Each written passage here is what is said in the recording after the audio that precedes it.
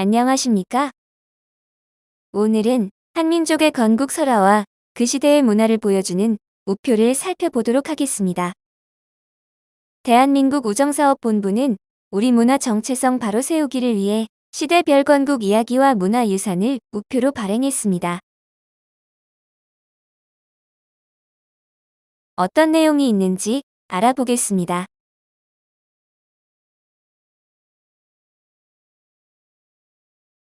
우표정보 한국우표 포털 서비스를 방문하시면 과학, 문화, 예술, 역사, 인물 등 다양한 분야의 국내외 우표와 함께 상세한 설명서를 볼 수 있습니다. 콘텐츠 제작에 관심 있으신 분은 우표 리스트를 열람하신 후 재미있는 주제를 선정하고 주제에 적합한 우표를 찾아서 간추린 후 이야기를 만들면 됩니다.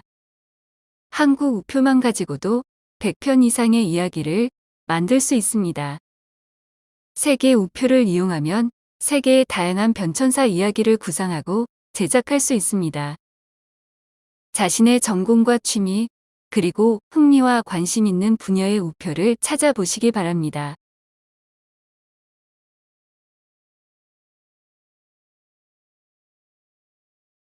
우리 민족의 정체성과 뿌리에 대한 역사의식을 높이기 위해서 국조인 단군 왕검과 우리 민족 최초의 국가인 고조선의 건국에 관한 이야기를 우표에 담았습니다. 삼국유사에 나오는 고조선 건국 이야기의 줄거리는 다음과 같습니다. 옛날에 하느님인 환인의 아들 환웅이 천하의 뜻을 두고 인간 세상을 다스리기를 원합니다. 환인은 그 뜻을 알고 지상을 살펴보니 삼위 태백산 지역이 인간을 널리 이롭게 할 만하다고 보여 무리 3,000명과 함께 사람들이 살고 있는 세상으로 내려가게 합니다. 환웅은 태백산 마루 신단수 밑에 내려와 그곳을 신실하고 바람과 구름, 비를 관장하는 어른들을 거느리고 곡식과 인명, 질병, 형벌, 선악 등 사람들의 360여 가지 일을 두루 맡아보며 다스립니다. 환웅은 하늘에서 내려올 때 환인으로부터 천부인을 받았습니다. 천부인 물건 3가지는 청동으로 만든 검, 저울, 방울입니다. 물 속에 함께 살고 있던 곰과 호랑이가 환웅에게 사람이 되고 싶다고 합니다. 환웅은 쑥 한 자루와 마늘 20개를 주면서 이것만 먹으면서 100일 동안 햇빛을 보지 않으면 사람이 되리라 합니다. 곰은 이것을 먹으며 조심하여 여자가 되었고 호랑이는 조심하지 않아 사람이 되지 못합니다. 웅녀는 결혼할 사람이 없어서 날마다 신단수 밑에서 아기를 갖게 해달라고 빕니다. 환웅은 잠시 남자로 변하여 웅녀와 혼인하여 아들을 낳았고 이름을 단군 왕검이라 합니다. 단군 왕검은 성장하여 아서다를 도읍으로 정하고 고조선을 건국합니다. 고조선은 기원전 2333년에 건국되어 약 2200여 년 동안 존속합니다. 우표는 삼국유사에 기록된 고조선의 홍익인간 정신과 참성단 모습을 담았습니다. 고조선은 기파형 동검과 탁자형 고인돌, 그리고 빗살무늬 토기 등 독자적인 문화를 발전시킵니다.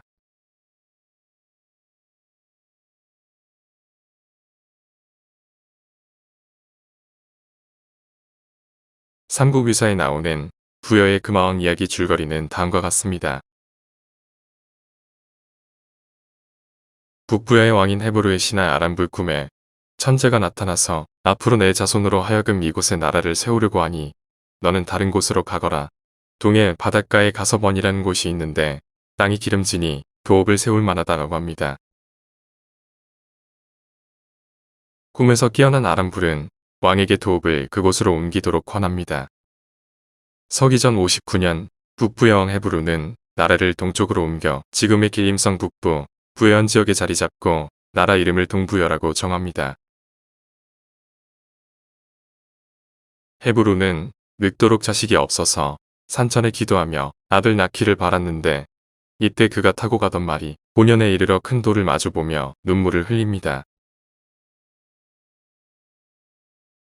왕이 이상하게 생각하고 사람을 시켜 그 돌을 들추어 보니 금빛 개구리 모양의 어린 아이가 있었습니다. 왕은 기뻐하며 말하기를 이는 바로 하늘이 나에게 아들을 주시는 것이로구나 하고 거두어 기르면서 이름을 금화라고 했습니다. 금화가 장성하자 태자로 삼았고 왕이 죽자 금화가 그 뒤를 이어 왕이 됩니다. 동부여는 이후 부여로 불리우며 성장하다가 서기 494년에 고구려에 투항함으로써 멸망합니다.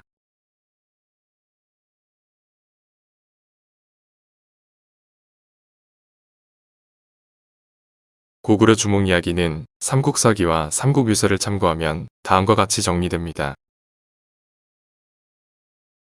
부여의 금화왕이 태백산 우발수에서 한 여자를 만나 처지를 물으니 저는 하백의 딸 유아로 천재의 아들 해무수라는 사람이 저를 유혹하여 사랑을 나누고 가더니 돌아오지 않았습니다.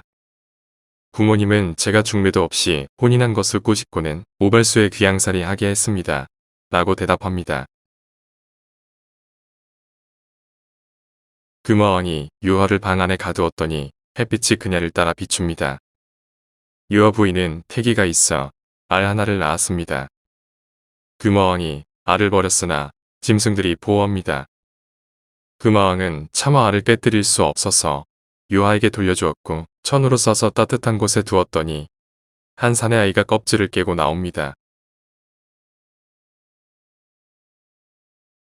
주몽은 영특하였고 골격과 풍채가 기이하여 나이 겨우 7살에 보통 사람들보다 월등히 뛰어났고 스스로 활과 화살을 만들어 쏘았는데 100번 쏘면 100번 맞춥니다. 금화왕에게는 아들 7이 있었는데 늘 주몽과 함께 놀았으나 그들의 재주가 모두 주몽을 따르지 못합니다. 왕의 아들들과 신하들이 주몽을 해치려 하자 주몽은 동료세 사람을 벗삼아 도망합니다. 어무수에 이르러 물을 건널 수 없게 된 주몽은 물을 향해 자신이 천재의 아들이고 하백의 외손이라 외치며 방법을 묻자 물고기와 자라가 다리가 되어 무사히 건널 수 있게 됩니다.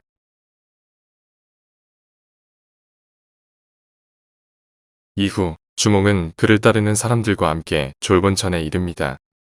그 지방의 토지가 비옥하고 산세가 준엄함을 보고 도읍으로 정한 후 국호를 고구려로 합니다. 힘찬 기상과 강인함으로 상징되는 고구려는 기원전 37년 지금의 중국 한인 지역인 홀본의 도읍을 정한 이래로 700년이 넘도록 동북아시아를 호령하며 우리 민족의 기상을 드높입니다. 5세기에 들어서면 북으로는 송화강을 건너고 동으로는 연해주 남부, 서로는 요하를 넘고 남으로는 한반도 중부까지 국경선을 넓히며 영토를 확보합니다. 고구려는 우리 역사상 가장 넓은 나라였으며 중국 측이 주장하는 소수민족이 세운 지방정권이 아니라 중국의 통일 왕조의 수나라와 당나라에 당당히 맞섰던 강력한 국가였습니다. 이러한 강대한 국가의 원동력은 강력한 군사력과 방어력입니다. 고구려는 중국 중심의 세계 질서에 맞서 중국의 통진을 막으며 요동반도를 확보하였기에 백제와 신라가 성장할 수 있는 시간과 공간을 제공하며 한반도의 생활권을 확보해준 나라입니다.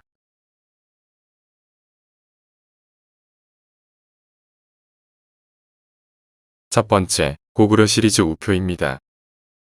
우표 전지의 변지에는 평양의 대성산성과 을밀대를 배치했고 덕흥리무덤 벽화에 그려진 철갑기병의 행렬 장면과 삼실총 벽화의 문지기 모습, 그리고 전성기의 고구려 영토 지도 위에 집안 무용총의 수렵도를 배치했습니다.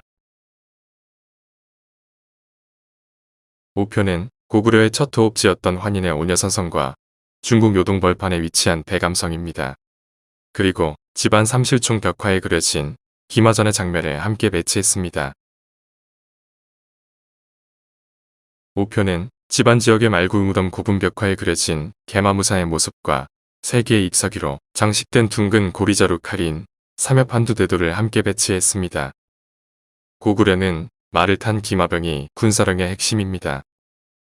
수많은 고구려 벽화를 살펴보면 활을 쏘며 갑옷과 투구, 방패와 칼로 무장한 고구려 군사의 모습을 볼 수 있습니다. 전투력을 높이기 위해서 말에도 갑옷과 투구를 입혔던 개마무사 모습입니다. 두 번째, 고구려 시리즈 우표입니다. 고구려의 고분과 벽화를 통해서 고구려인의 사상과 생활 모습을 살펴볼 수 있습니다. 고구려 초기의 무덤은 돌로 거대한 봉분을 쌓아 올린 돌무지 무덤 형태의 적석총입니다. 후기에는 중국의 영향을 받아서 널길과 주검이 안치되는 널방이 있는 돌방 무덤 형태의 석실분 형태로 변화합니다. 고분벽화는 주로 돌방 무덤에서 발견됩니다. 우표전지의 변지는 중국 집안에 있는 모해분 오음묘의 부리신과 농읍신, 강서대묘 널방의 북벽에 그려진 현무와 고분 내부의 모습, 그리고 대표적인 삼조고 유물인 진파리 7호분에서 출토된 해투름무늬 금동관을 배치했습니다. 우표는 중국 집안에 있는 돌무지 무덤인 장군총과 산성하고 분군입니다. 우표는 고구려 특유의 힘과 에너지를 느끼게 해주는 오해분 사오묘의 해신과 달신입니다. 세 번째, 고구려 시리즈 우표입니다. 5세기 중엽, 국력이 강성해진 고구려는 우리나라 역사상 가장 넓은 영토를 확보합니다. 이 시기에 만들어진 고분벽화는 생전의 풍요로운 생활 풍속이 그려져 있습니다. 고구려인은 남녀 모두 저고리와 바지를 입었고 여자는 바지 위에 치마를 입었습니다. 우두시나 겉옷의 소매 끝과 깃, 치마의 단 등 쉽게 더러워지고 해질 수 있는 곳은 다른 색의 천을 덧대었는데 장식적인 효과도 겸했습니다. 식생활을 살펴보면 곡물류도 다양하고 풍성했으며 소, 돼지, 닭은 사육하고 멧돼지, 노루, 꿩 등은 사냥하며 육식을 즐겼습니다. 고구려 고기 요리 중 맥적은 오늘날의 불고기 전신입니다. 우표전지의 변지는 북한 남포에 있는 풍리벽화무덤의 귀족 부인의 나들이 모습과 무용총에 그려진 무용수들이 춤추는 장면, 시종들이 상을 나르는 모습과 뿔나파를 부는 모습, 수선리 벽화무덤 벽화에 그려진 제주 부리는 장면, 그리고 고구려의 대표적인 항아리인 뒤가 4개인 사이호를 배치했습니다. 우표는 북한 황해 남도에 있는 안악사무 무덤 벽화에 그려진 부엌 모습입니다. 우표는 중국 지반 지역에 있는 무용충 벽화에 그려진 주인이 손님을 맞이하고 있는 모습입니다. 무용충 벽화에 그려진 수렵도는 패기 있고 생동감 넘치는 문화를 보여줍니다. 평남 용강에 있는 고구려 시대 분묘 상영충 벽화에 그려진 기마상입니다. 머리에 쌍깃을 꽂은 고구려의 기마 귀인이 말을 타고 달리는 형상입니다. 우표는 고구려 고분 벽화에 그려진 천인 공양도입니다. 청룡도는 고구려 시대의 고분 내부에 있는 벽화입니다. 이 화법은 중국에서 전래한 것으로 무덤에 소우주를 설정하고 사방 위신을 두었습니다. 청룡도는 동족을 지키는 동방 위신입니다. 고구려 고분 벽화에 그려진 뿔나팔 부는 사람과 사냥도입니다. 우표는 고구려 각저총에 그려진 시름도입니다. 광개토대왕의 영정과 업적을 기리는 광개토대왕비, 그리고 호우총에서 발견된 청동그릇 형태의 을묘년명 청동 호우를 배치했습니다.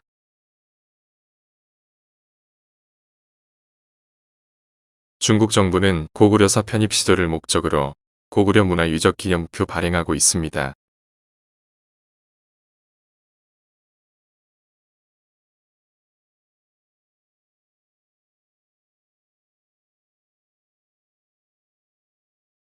북부야에서 졸본부여로 온 주몽은 졸본부 여왕의 딸과 결혼하여 졸본부야의 왕위를 잇고 고구려를 세웁니다. 주몽은 2아들을 낳았는데 큰 아들을 비류라 하고 둘째를 온조라 했습니다. 그런데 주몽이 북부야에 있을 때 낳은 아들 유리가 와서 고구려의 태자가 됩니다. 비류와 온조는 새로운 왕국을 건설하기 위해 신하 10명과 함께 남쪽으로 내려갑니다. 비류는 미추홀로 가서 살았고 온조는 한강 이남의 위례성의 도읍을 정하고 나라를 건국합니다. 이때가 서기전 18년입니다. 미추홀의 땅은 거주하기에 적합하지 않아 비료의 신하와 백성들은 온조에게 옵니다. 이후 온조는 나라의 이름을 백제로 정합니다.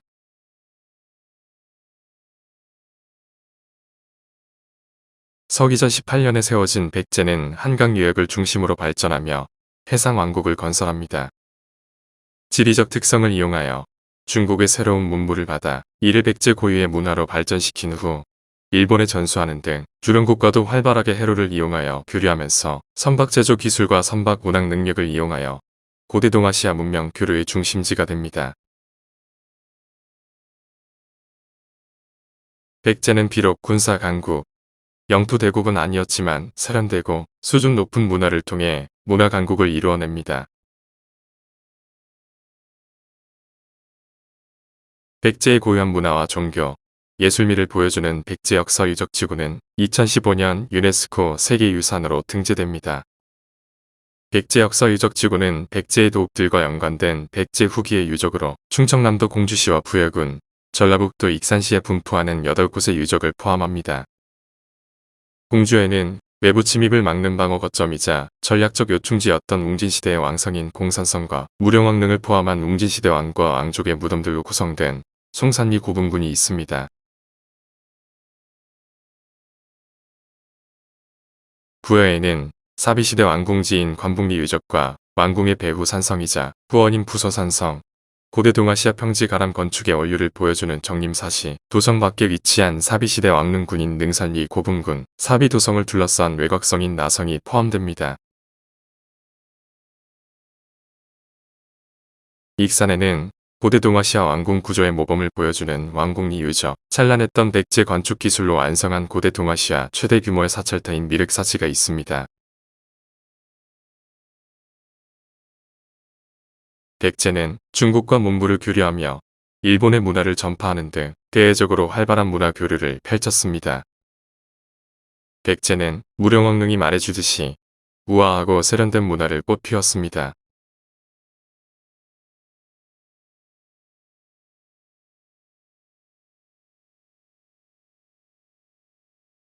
고조선 멸망 후 수많은 유민들이 한반도로 들어옵니다. 경주로 와서 부락을 이루고 살던 육촌장은 함께 힘을 합쳐 나라를 세우기로 결정합니다. 이때 지금은 남산으로 불리우는 양산의 나정 곁에 흰 말이 무릎을 꿇고 앉아 울고 있어서 그곳을 살펴보니 알 한 개가 있었습니다. 알을 깨보니 사내아이가 나왔는데 사람들이 그를 목욕시키니 몸에서 광채가 나고 새와 짐승이 춤을 추며 천지가 진동하고 해와 달이 더 밝아집니다. 아이의 이름을 혁거세라고 지었습니다. 얼마 뒤에 아령정가의 계룡이 나타나 겨드랑이에서 계집아이를 낳습니다. 태어난 곳을 따서 계집아이의 이름을 아령이라고 짓습니다. 사람들은 남산 서쪽 기슭에 궁궐을 짓고 성스러운 두 아이를 받들어 기릅니다. 기원전 57년 혁거세를 왕으로 받들고 아령을 왕비로 삼아 나라를 세우고 국호를 썰어버리라 합니다. 기원전 57년에 건국된 서라벌은 한반도의 남동쪽에서 세력을 확장하였고 당과의 동맹을 통해 백제와 고구려를 차례로 무너뜨리고 676년 우리 민족 최초의 통일국가를 이룹니다. 이후 신라는 백제와 고구려의 문화를 받아들이면서 민족 문화가 발전하는 토대를 만들고 문화의 황금기를 이룹니다. 그러나 지방에서 세력을 키운 호족들로 인해 후 삼국시대가 시작되고 935년 신라는 992년간의 긴 역사의 막을 내립니다. 우표는 신라 초기의 화랑들이 새긴 임신서기석과 화랑의 5가지 계율인 세소고개를 담았습니다. 천년의 고도인 신라 경주는 도시 전체가 박물관이라고 할 만큼 수많은 유적과 유물들을 간직하고 있습니다. 신라의 역사와 문화를 고스란히 보여주고 있는 경주 역사 유적지구는 2000년에 유네스코 세계유산으로 등록됩니다. 경주 역사 유적지구는 유적의 성격에 따라 남산지구와 월성, 대능원, 황룡사, 산성지구 등 모두 5개 지구로 나뉘어져 있습니다. 우표는 대능원의 모습과 서수형 토기, 금관총 금관 모습을 담았습니다. 우표는 안압지와 납석제 사자항로, 금동 3점 판불, 금동거위의 모습을 담았습니다. 우표는 해상왕국을 이루었던 장보고의 모습입니다. 장보고는 청해진을 중심으로 동아시아의 해상무역을 장악하며 한반도 최초로 국력을 중국과 일본 해양으로 뻗어나갔습니다.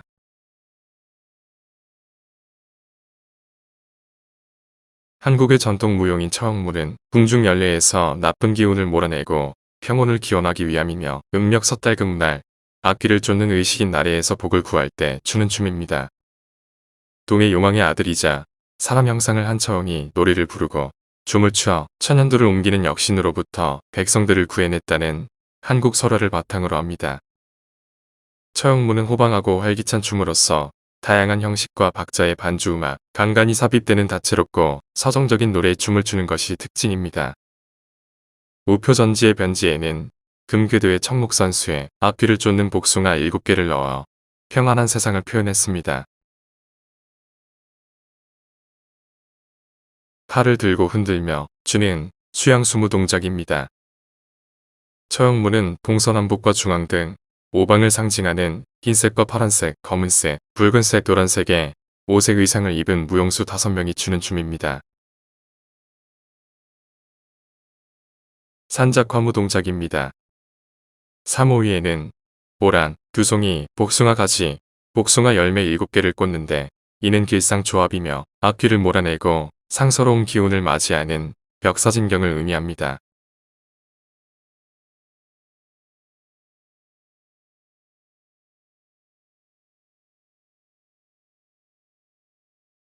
삼국유사의 가락국기에 의하면 낙동강 유역의 9간이 백성들을 이끌고 있었습니다. 어느 날 9간과 백성들은 이상한 소리가 들려 김해 구지봉에 모입니다.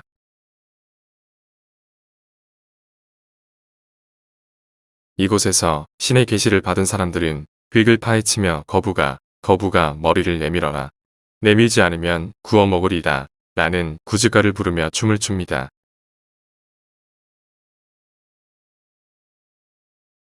그러자 하늘에서 금빛 상자에 쌓인 6개의 황금알이 내려옵니다. 이때가 서기 42년 음력 3월 3일입니다. 6개의 알에서는 사내 아이들이 태어났는데 그중 가장 먼저 알에서 나온 아이의 이름을 수로라 합니다. 그는 가야국의 왕이 되었고 멀리 바다를 건너온 아유타국의 공주 허왕옥을 왕으로 맞이합니다. 가야는 기원 전후부터 신라와 통합되기 전 6세기 중반까지 제철 기술과 문화예술, 특유의 사상과 신앙을 바탕으로 중국과 일본 등 국내외로 활발히 해상으로 교류하며 해상 강국으로 이름을 떨쳤습니다. 김해에서 생산되는 질 좋은 철을 이용하여 철기 문명을 꽃 피웁니다. 삼국유사 가락국기에 따르면 허왕후는 성은 허, 이름은 황옥, 시호는 보주태후입니다. 허왕후는 본래 아유타국의 공주 슈라 아트나였는데 아유타국 왕과 왕후의 꿈을 받들어 서기 48년에 배를 타고 금관 가야로 건너와 김수로 왕과 혼인하였다고 전해집니다. 김수로 왕과 허왕후는 스라의 가야국 제2대 거등왕이 된 태자를 비롯하여 10남 2녀를 두었습니다. 허왕후가 아유타국에서 바다를 건너올 때 카도 신의 노여움을 잠재우고자 싣고 온 것으로 전해지는 파사석탑은 경상남도 문화재자료 제227호로 보관 중이며 경상남도 김해시 구산동에는 수로 왕비 등이 있습니다. 가야 고령 금관과 김해의 철 갑옷입니다. 덕과 투구, 탈과 농기구 등의 유물을 통해 가야의 독보적 제철 기술과 수준 높은 철기 문화를 알 수 있습니다. 금관을 비롯한 금장신구와 우아한 곡선미를 자랑하는 가야 토기 등은 가야인의 뛰어난 예술성을 잘 보여줍니다.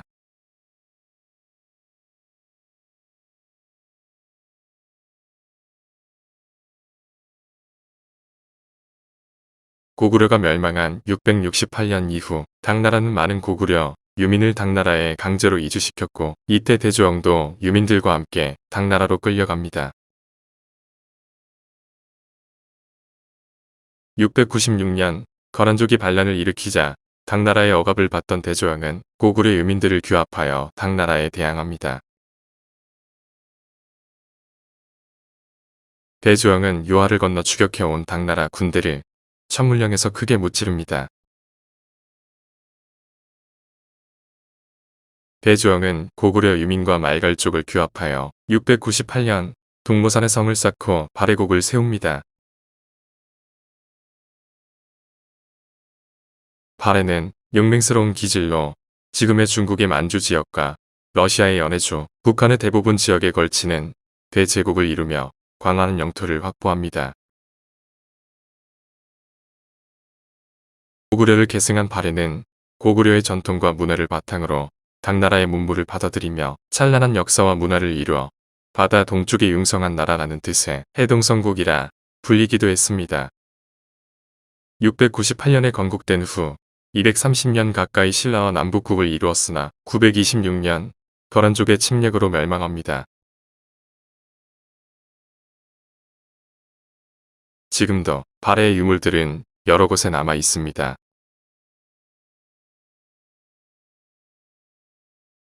수고하셨습니다. 대한민국에서 제작하여 발행한 우표만 가지고도 다양한 주제로 이야기를 만들어 볼 수 있습니다.